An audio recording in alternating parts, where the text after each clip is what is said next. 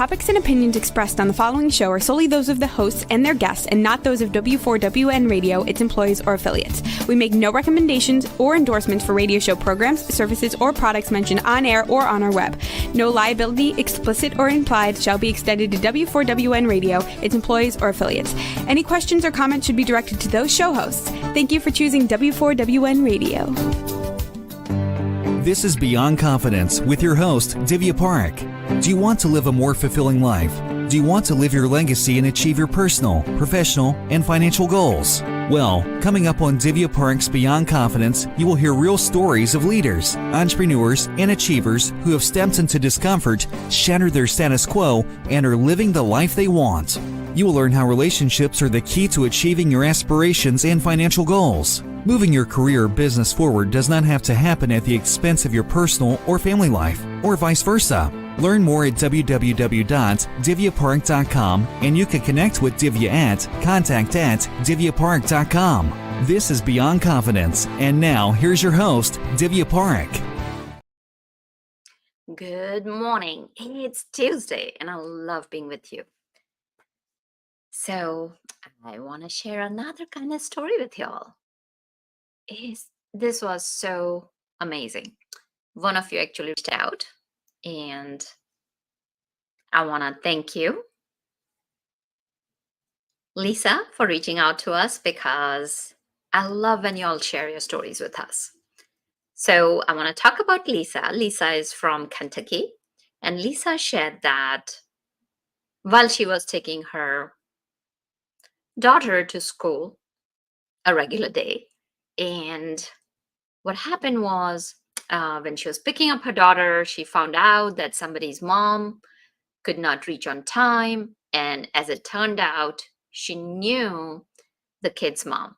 So what she did was she asked the school if they could put her on a speakerphone and connect. So this was, I think, so after school daycare program or something like that. And the mom said that she was stuck in traffic, could not pick up the kid. And Lisa stays very close to the other kid's house. So the mom, who was delayed in traffic, gave permission for Lisa to take the kid with her and drop off. So not only Lisa took the kid, and the kid played, fed him. With her daughter, they played, and then the mom came and picked up the kid and was able to breathe a big sigh of relief. So what a beautiful story of kindness. So folks, keep the kindness circle going and keep sharing your stories, and we'll be sharing it out. Yes, across all different platforms, because we want to celebrate you. We want to share your story so that we can keep the kindness circle going. And for those of you who have got our books, whether it is the Entrepreneur's Garden or Expert to Influencer, thank you, thank you, thank you. Because I cannot tell you, we are so grateful, because part of the profits go to kiva.org, where we are helping entrepreneurs all across the globe. And also we want to help you through our books so that you can live the life you deserve while making an impact. So let's bring in our guest. Welcome, Maisie. Thank you. It's fantastic to be here. Fantastic to have you. So share with us, if you recall, a moment or a person from your childhood that left a mark on you. When I was 3, my parents moved us to Kathmandu, Nepal. And so I have some very early formative memories of being in a place that was about 180 degrees different than the life we had had in California. And I think that global perspective from a young age is what set me, in some ways, on my course towards sustainability, of understanding that there is a world larger than you and that your actions impact many in many places. Mm-hmm. That is so true, because every action, as it says, right, in the law of physics, every action has an equal and opposite reaction. So that definitely plays into it. So as you grew, what were your interests and what were you like in your high school? Well, I decided at the age of 9 that I wanted to be a hotel manager. And I don't know where that idea came from, except that we had traveled a lot. We certainly had not stayed in fancy hotels, but somehow that idea of hospitality and of travel really appealed to me.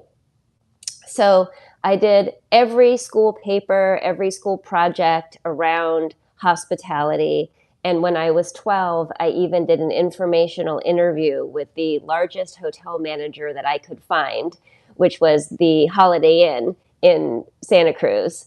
And I interviewed a man named Dietrich Ponke, who was so kind to me as a 12-year-old to come and do an interview. It wasn't for a school project at that point. It was just because I was interested and wanted to learn more. And I've looked for him to thank him, but I can't find him. If anybody out there knows Dietrich Ponke, I would love to say thank you. Oh, that's so beautiful. And that's amazing. See, one thing that I love about children is that if they have a dream, they go after it. You did Yes. not think about, oh, this is not possible. This is the obstacle. You just went for it, reached out, got an interview. And then what happened next? Where did your life take you? I went to the Cornell Hotel School in pursuit of that hospitality dream. While there, it shifted for me somewhat from hotels to restaurants. It seemed to me that there was more room for creativity and reinvention in restaurants and with food than with a hotel, which at the time seemed like mainly a building with a front desk and some rooms. Probably the limits of my own imagination. I'm sure there is a lot of creativity that can happen within the four walls of a hotel. But I was really fascinated by the fast pace of the restaurant industry and all of its different incarnations. And I worked in everything from fast food, working for the Taco Bell Corporation, to private clubs, the Greenwich Country Club and the Country Club in Brookline, Massachusetts. But really my second job out of college was with Bon Appétit Management Company. And that was in 1994. And I wound up staying for 30 years. It was quite a ride. Mm. So you mentioned that, you've worked in different places and you have seen high end, you have seen the regular end and the fast food, which is completely a different entity in its own. So how would you compare these different entities? Well, I think that success in all of them comes with meeting the customer's expectations. And the customer's expectations are very different in a fast food restaurant versus in a private club or fine dining. But we all go into each of those types of establishment with some vision of what we think should happen. And so to meet those, and if possible, even exceed those, leads to success. I had a professor in college that used to say, success equals customers' expectations minus your performance. And that really stuck with me. And so I think that there is a universality to all of it in terms of, again, meeting people's expectations, delivering the product. When I was at Taco Bell, for example, they had an acronym called FACT. You were after fast, F-A, accurate, that what people ordered is what they got, clean, the restaurant should be clean, and temperature, F-A-C-T, the food should be hot. So never in there did they say authentic, never did they say taste great, right? But they said that the Taco Bell customer wanted their food fast, accurate, clean, and at the right temperature. And I think it's really clear to understand what you're delivering. In my book, You Can't Market Manure at Lunchtime, I talk about creating a brand based on sustainability. And to do that authentically and to avoid greenwashing, you have to truly deliver and meet people's expectations about what sustainability means. So you have to define it, you have to measure it, and you have to report on it. Mm-hmm. No, definitely some very powerful nuggets out there. Now, let's kind of like bring it down since we are talking about fast food. So fast food is a franchise. They've got a whole process and system behind it. Now let's take a entrepreneur who opens up their own restaurant. It could be a mom and pop's thing, it could be a pizza place, it could be a Mexican place, it could be anything. So if they were starting out, let's say even if before they start out, what would be few things that they need to go through so that they are very clear on expectations and their business model? Well, if you're starting even one restaurant, I think it's really critical to write things down in a way you would if you were going to franchise it, like a traditional fast food restaurant. You want customers to have a consistent experience. So that means that the same dish is prepared the same way every time. I worked at a restaurant startup, a small chain called World Wraps in the mid 90s. And the initial World Wraps restaurant on Chestnut Street in San Francisco was hip and cool and happening, and it attracted these really creative young people to work there.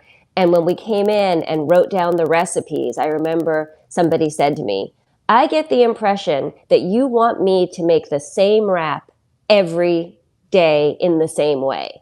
And I said, yes, you've got it. I want the same recipe every day. And he said, well, that doesn't take into account my culinary creativity. And I thought, you're right, it doesn't. But the customers expect the same dish to be prepared the same way every day. So even if you have just one place, a mom and pop, as you said, a pizza place, a deli, the first step is to memorialize how you want the customer experience to go, from the greeting to the ordering, to the preparation of the food, to the checkout. It all needs to be thought through and written down so it can be taught and replicated. So basically, what you're saying is it doesn't matter who comes or who goes, you're creating a whole system. So whether it's a chef, whether it's the person who is checking somebody out or greeting someone, whether somebody leaves, they have a system that's replicated. Absolutely. And then there's room for creativity in specials and in wowing people, going above and beyond that system. But you first need to have the foundations of your business outlined. So going back to what you said, that, the chef said, what about my culinary creativity? What would you tell to that person if, and we may have listeners who may be thinking about that? Yeah. How would you address that? So to that young man, we said, yes, you have to make these wraps the same way every day. But on the side, why don't you use that culinary creativity to come up with some new ideas? And we'll take a look at those. Maybe they become specials. Maybe they get added to the menu. I myself, who am not a chef, even came up with a new wrap that I pitched to our culinary director and wound up becoming a consistent menu item at all World Wrap stores. So there is room to use that creativity and to dream and to think differently, but it needs to be done within the framework so that the customer still knows what to expect. Got it. So I'm curious, what's behind the consistency? What's behind the consistency? Yeah, so why, from your perspective, the same thing needs to be delivered to the customer? Is it because is the customer looking for comfort, or is it looking for like, okay, if I come here, I know what I'm getting? What is the psychological reasoning behind that? It's, again, going back to meeting people's expectations. So if you go into a pizza place and you order a pepperoni pizza slice every day, and you go in one day and not only does it have pepperoni, but it also has green peppers on it, that's discordant to your expectation. And it may not be a welcome surprise. Maybe you don't like green pepper, or for whatever reason, that's not what you expected, and therefore it becomes wrong. And so you want to look for ways for the unexpected to be right. And that can be done. In my book, I interviewed David Kinch, the chef owner of Manresa, a 3-star restaurant. And at the Manresa, they don't give the menu until the end of the meal. So you don't know what's coming. And the surprise is part of the expectation. When you go into a 3 Michelin star restaurant, you are going in to experience, in some ways, the chef's mind, his ultimate or her ultimate creativity. So your expectation is not that you are going to get to look at a menu and order. It's that you're going to be wowed and surprised and delighted and maybe challenged a bit or pushed into new flavors you didn't know. But that is what you expect. And then at the end, David would deliver the menu so you had an idea of what you had that you could remember, and a little takeaway. Yeah, no, that definitely makes sense. And when we compare, it's again, what is your establishment? What are you putting out? So basically what you're sharing is that the message that you're putting out, that this is what you can expect when you come to our pizza place or fast food or country inn or a hotel, whatever it is. And then you meet the expectations because you have built those expectations. And when the client is coming or when the customer is coming, then they're like, yeah, this is a place where it's consistent, where I can go and I will get what I want. Yeah, I think of it as delivering your brand's promise. What have you promised your customers, and then are you delivering it? And we're talking about it in the context of restaurants, but it goes to any industry. Think about even when you've had a chance to try out a software product in beta. And maybe your expectation is that you're going to see something totally new because it's a beta version. And therefore you accept that there's some bugs or some pieces of the UX that don't work quite well. But if you're buying a product that has been on the market for years, your expectation, of course, is that there's no bugs, that the UX is very clean. So even in something as different from restaurants as software, we still deal with the customer's expectations and meeting them. Absolutely. So now moving into the sustainability area. So when you talk about that every action has an impact. So tell us more about how do you define sustainability in the restaurant business, and how can owners start putting things into place so that they can beef it up? Well, I do think it's important to start with defining sustainability. For years, I kind of skated on saying sustainability is like what the Supreme Court said about pornography. I can't define it, but I know it when I see it. And that got a lot of laughs when I gave talks, but it didn't really speak to the true importance of sustainability and pinning things down. At Bon Appétit Management Company, we crowdsourced a definition of sustainable food service from all of our employees because we wanted everyone to really feel bought into our commitment to sustainability. And we wound up with a lot of words, with a very long sentence that included things like the air, the earth, water, but also farmers and farm workers and even animals. So we wound up with this kind of laundry list of things to care about, and that became a sounding board in some ways that we could test purchasing standards against and say, how does this purchasing decision impact the air, the water, the land, the farmers, the farm workers, and the animals?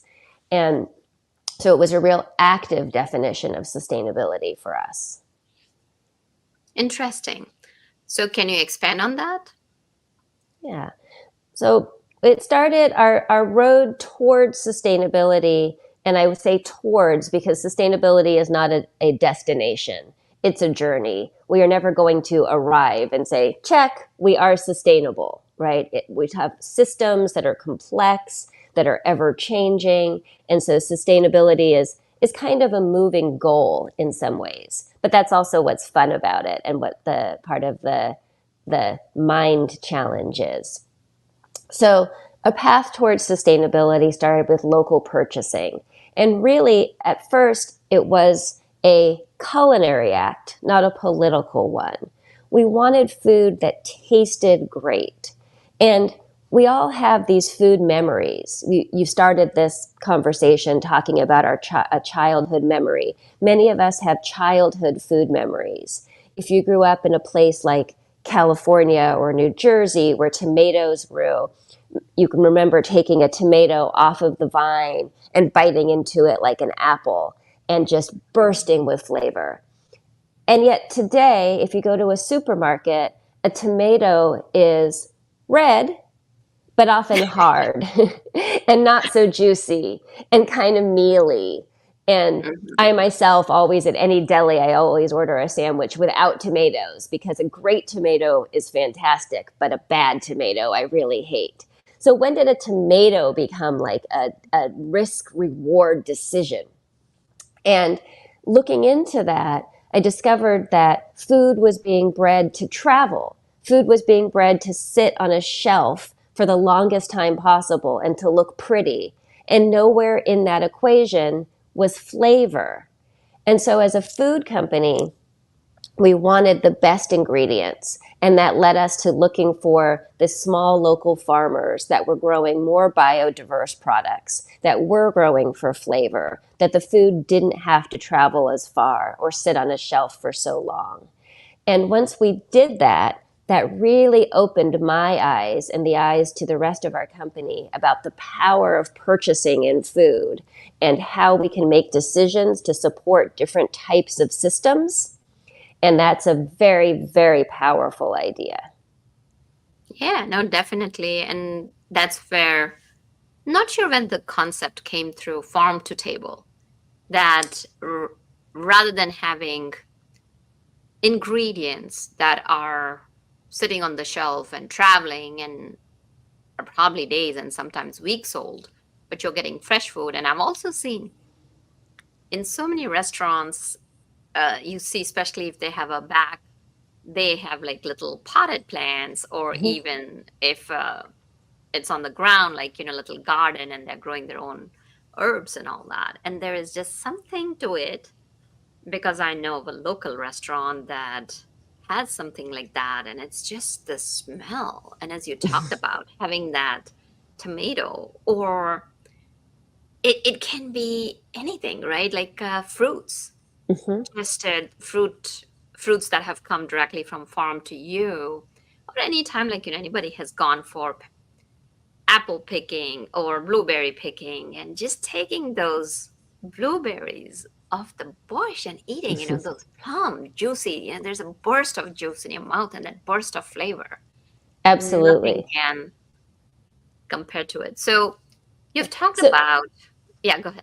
I was going to say, you asked about the birth of farm to table, and many people trace that back to Chez Panisse and Alice Waters, really looking at ingredients differently in California. For us at Bon Appetit, it came in 1999. That was our awakening to the importance of local food. But at that point, we didn't think that customers would care about the story of the farmers. And that sounds silly now, but there was no one talking about supply chain. There was no one talking about sourcing. There was no one talking about where your food comes from. We thought that people would care because the food would taste better. Therefore, they would come more often to our restaurants. But it wasn't until 2005 that a woman named Jessica Prentice actually coined the term locavore. And at that point, my CEO said to me, "Put out a brochure. People care about this stuff." And we were in the great position to have our practices already in place, to already have relationships with farmers, to already be cooking in this way, and then be able to market it.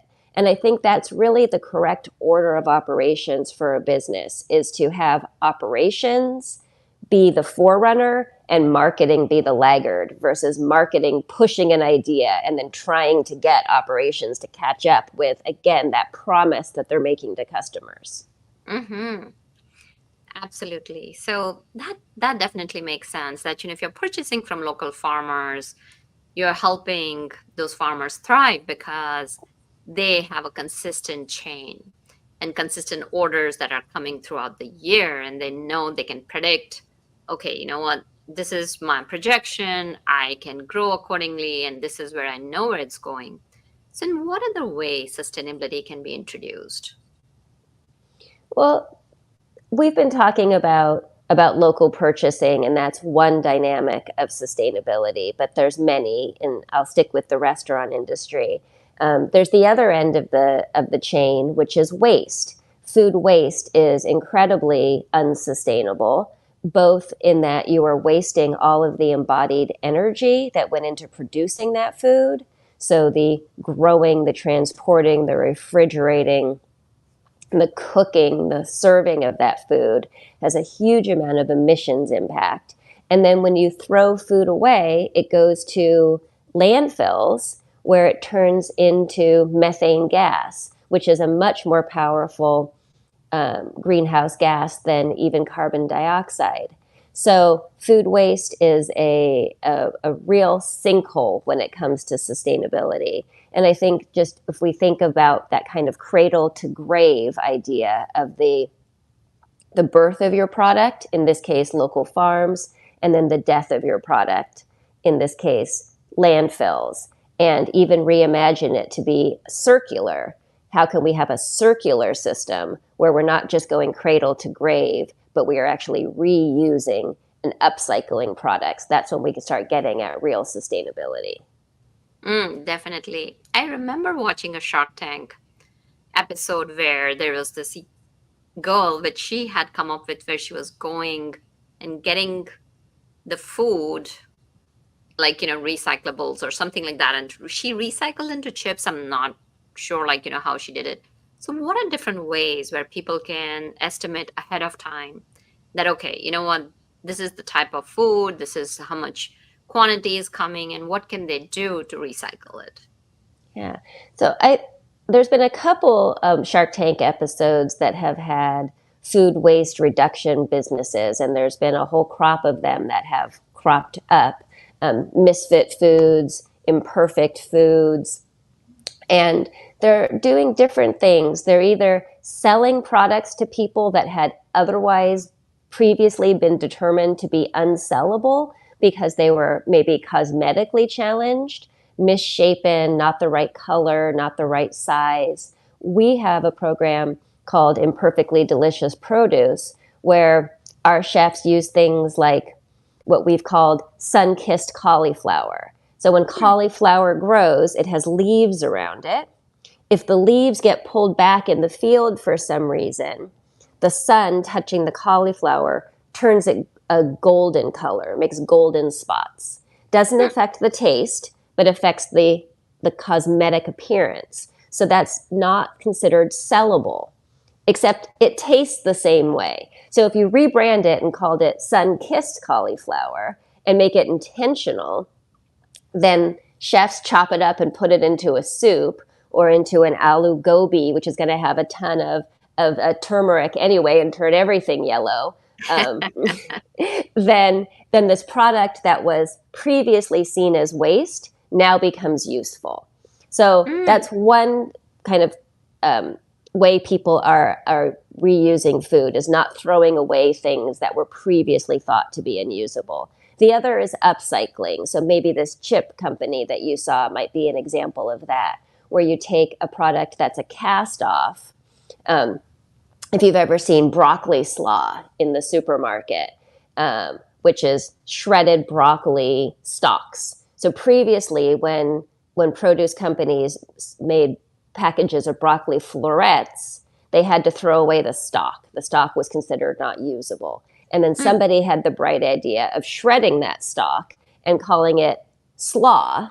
And all of a sudden now broccoli stalks are even more valuable than broccoli florets. So that's upcycling food, using something that would have been thrown away in a new way. Yeah, no, definitely some very bright ideas out there. And so many times what happens is that, even for homeowners, I've seen that you can bring a recyclable, it's a kind of container, and then you have to kind of keep it turning, and you can create manure. So any ideas on that? Composting. Yes, compost. Yeah. So I think that there are probably very few of us that are going to have real compost piles at our homes. Fantastic if you do. But if you live in a city and you're in an apartment or you don't have space to do that, a lot of municipalities have actually started what they call curbside composting. So you separate, just like you'd separate your glass and your cans from your garbage, you can also separate your yard clippings, and you can even separate your food waste. And it gets picked up and composted at an industrial scale. And I think that's the way of the future. However, the EPA has something that they call their food recovery hierarchy, and it looks at different the most important ways to reduce food waste. And the most important one is to reduce waste at the source. So the first thing is not to have waste at all. Then we go down to using waste to feed hungry people. Can we do food recovery and actually capture edible food that would otherwise have gone to waste and feed the hungry, as we unfortunately have so many of in this country and around the world? Yeah. Then we go down into things like composting, and our landfill should be our last resort. Got it. So now, as we bring it back to the restaurant industry, what could the restaurant business owners do for either upcycling? I'm not very familiar with the back end, because there's so much food.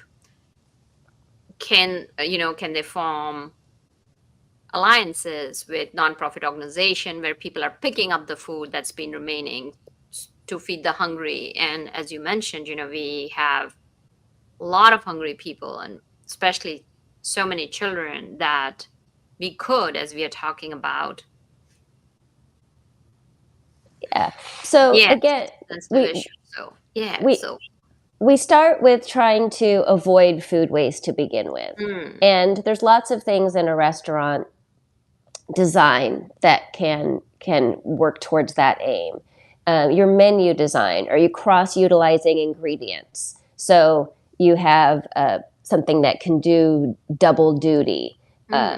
And therefore, if you don't sell a lot of one dish, you still use the ingredient in another, that sort of thing. Soups are a great way to use ingredients that didn't sell the day before. You then throw them all into a stock pot and simmer, and get a rich broth that will then be the basis of many, many different things. So first, you've got your menu design, your operations design. And what I mean by that is, do you operate your kitchen by cooking everything at the morning and then hoping you sell it throughout the day? Or are you cooking a la minute or just in time so that you're not overproducing? You're cooking just as people are coming into the restaurant and ordering. That's a great waste reduction tool. Are you using the whole animal? You call it nose to tail cooking or root to stem when you talk about vegetables. Are you throwing away the carrot tops, or can you actually pickle those carrot tops and use them as a little bit of bite in a salad? Can you reutilize the trimmings of things? So first we look at ways we can reduce waste. Then we turn to recapturing that edible leftovers and donating those to people. And there are many organizations across the country that will come to a restaurant and pick them up, from Food Runners in San Francisco to Feeding America, which is a national network of food banks. There are many resources to tap into finding someone to come pick up your edible leftovers. Well, this has definitely sparked a lot of ideas in my head as I'm thinking through that what waste I am doing. So usually I've got a couple of neighbors who do the composting, and I've seen them do it. But as you mentioned, that it may not be a feasible option. So it's, even as individuals, not just the restaurants, business owners, we can think about where we can reduce waste, because at the end of the day, each and every one of us is generating waste, and thinking about how we can reduce that so that, as you mentioned, earth, air, animals, planet, how we can create that impact and footprints. So where can people find you? Where can they connect with you if they want to learn more about you? People can go to MaisieGanzler.com. I know it's a lot of letters, but my name is written there under my picture. So MaisieGanzler.com, or search for me on Amazon. My book is called You Can't Market Manure at Lunchtime and Other Lessons from the Food Industry on Creating a More Sustainable Company. It's available on Amazon now. Just search Maisie in books and you'll find me. Oh, fantastic.